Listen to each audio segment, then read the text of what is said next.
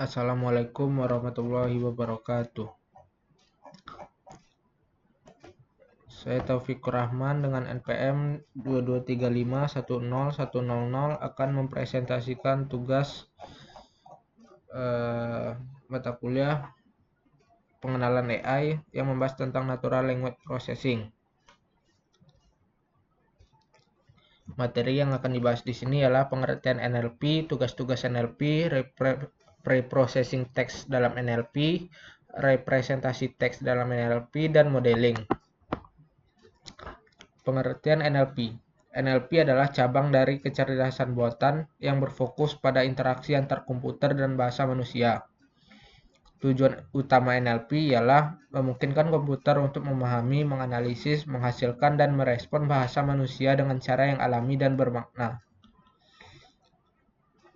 Tugas-tugas NLP ialah pre-processing text, name entity recognition, analysis sentiment, machine translation, speech recognition, dan sintesis.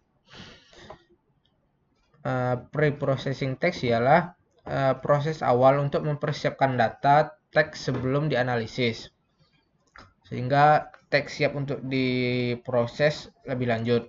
Ada beberapa proses yang dapat dilakukan, diantaranya lower casing, tokenisasi, stop word removal, stemming, dan punctuation. Name entity recognition ialah tugas mengenali entitas penting dalam teks seperti orang, tempat, organisasi, atau tanggal. Contohnya di sini ada inputnya Elon Musk lahir di Afrika Selatan. Outputnya Elon Musk adalah person, Afrika Selatan adalah location. Analisis sentimen. Menganalisis emosi atau opini dalam teks dapat berupa positif, negatif, atau netral. Biasanya nilai tersebut diinisialisasikan dalam angka. Positif sebagai 1, negatif 0, atau netral 0. Nah, jika terdapat positif negatif biasanya antara 1 dan 0. Sedangkan bila terdapat netral, itu tuh tergantung desainnya. Negatifnya bisa dibentuk menjadi -1 atau netralnya 2. Lalu selanjutnya ada contohnya juga, input saya sangat puas dengan layanan ini. Outputnya sentimen menunjukkan bahwa teks tersebut positif. Selanjutnya machine translation, yaitu bertugas dalam menerjemahkan teks dari satu bahasa ke bahasa lain. Contohnya selamat pagi, outputnya good morning. Jadi ini mentranslate bahasa Indonesia menjadi bahasa Inggris.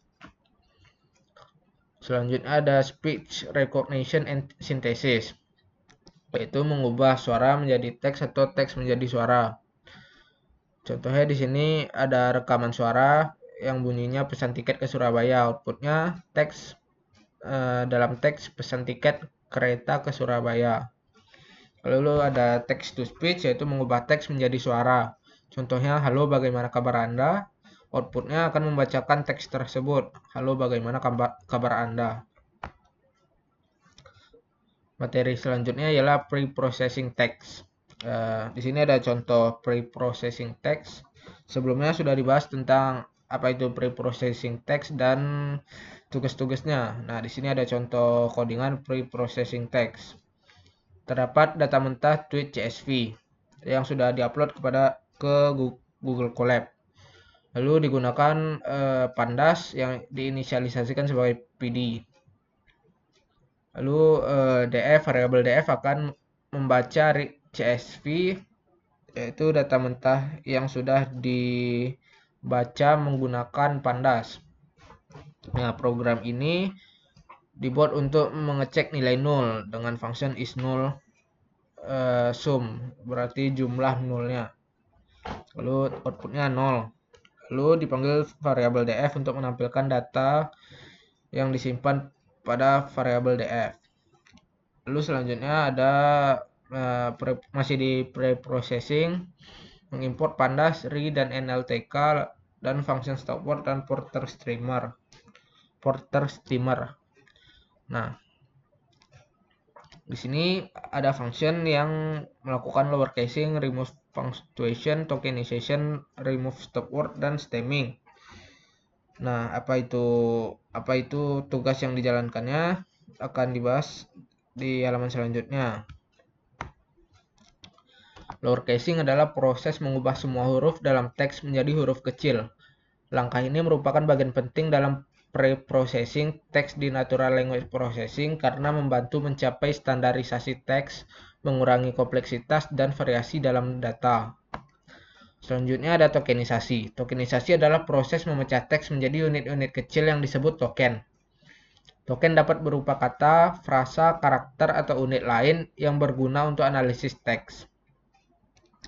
Tujuannya mempermudah analisis teks dengan memecahnya menjadi elemen-elemen yang lebih kecil. Contohnya, Text Natural Language Processing adalah bidang AI.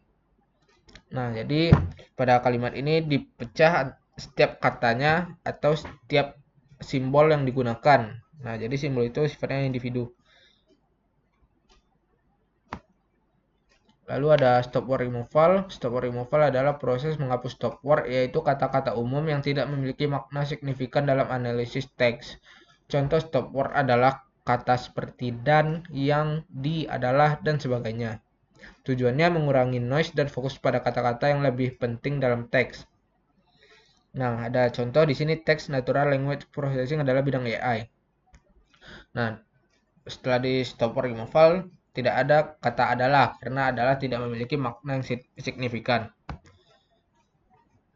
Selanjutnya ada stemming, adalah proses mengubah kata ke bentuk dasarnya dengan cara menghilangkan imbuhan seperti awalan, akhiran, atau sisipan tanpa memperhatikan aturan tata bahasa.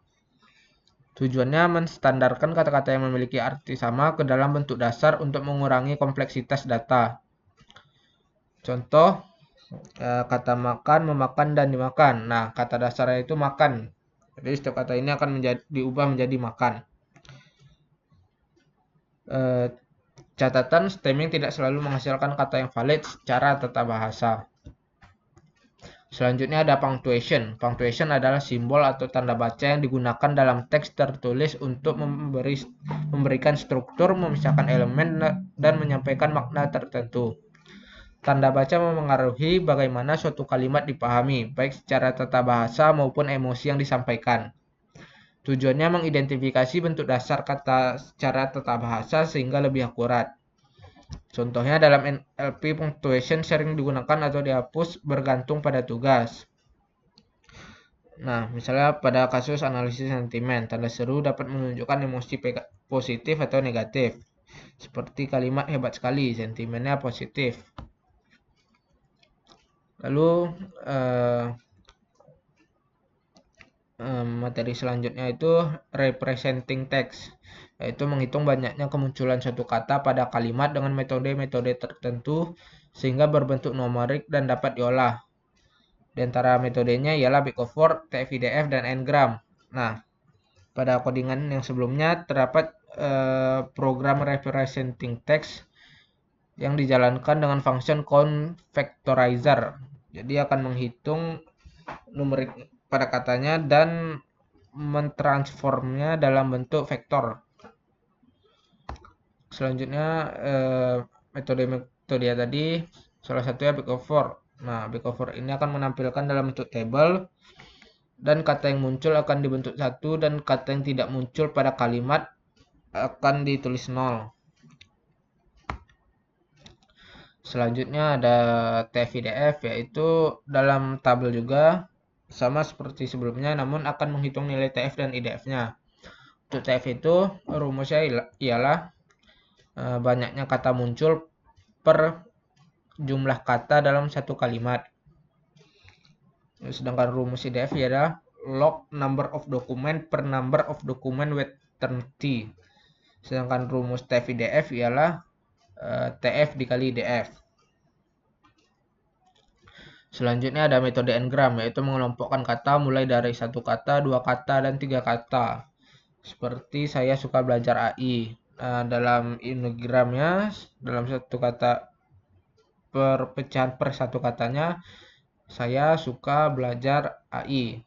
Sedangkan Bigram yaitu pemecahan per 2 kata, saya suka belajar AI.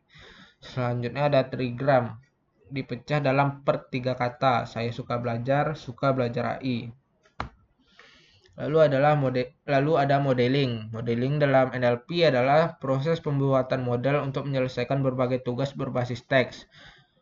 Tugas-tugas ini dapat berupa klasifikasi teks, analisis sentimen, penerjemahan bahasa, atau ekstraksi informasi. Modeling menggunakan data teks yang telah diproses menjadi representasi numerik dan melibatkan pendekatan berbasis aturan, pembelajaran mesin, atau pembelajaran mendalam. Nah, pada codingan yang diberikan juga terdapat modeling. Di sini menggunakan algoritma naive Bayes.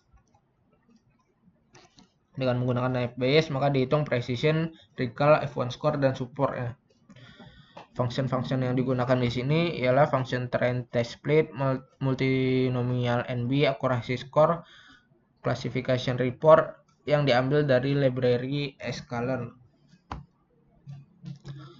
Nah, macam-macam modeling, ada rule base salah satunya. Nah, rule base ini menggunakan aturan logika berbasis pola.